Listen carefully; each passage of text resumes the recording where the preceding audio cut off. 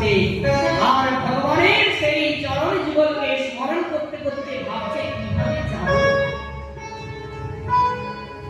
আমার প্রভু আমাকে দর্শন দেওয়ার জন্য কত ব্যাকুল। আমি যদি এক মাথা উঁচু করে চলে যাই আর সতীসত্তর চলে যাই, তাহলে তোমরাই প্রভু খুশি হবেন না। ভক্ত তিনি প্রেম তরঙ্গে ভাসছেন, ভাবের তরঙ্গে ভাসছেন, আর এদিকে ভগবান ভাবের তরঙ্গে ভাসছেন, ভক্ত ভগবানের মিলনের তরঙ্গে।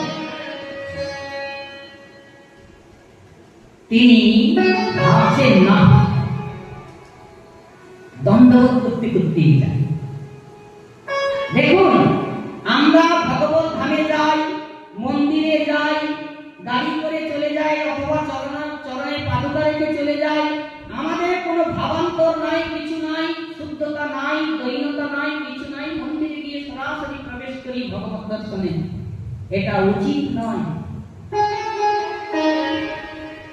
যখনই ভগবত মন্দিরে যাব বা কোনো ধামে যাব, সেখানে পূর্ণ দৈনতা আমাদের মধ্যে থাকা দরকার।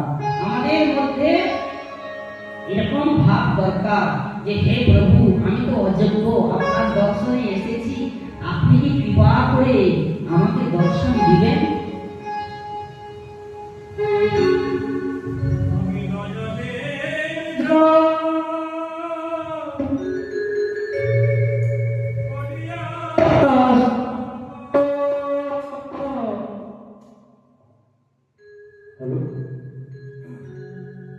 আমি নয়নের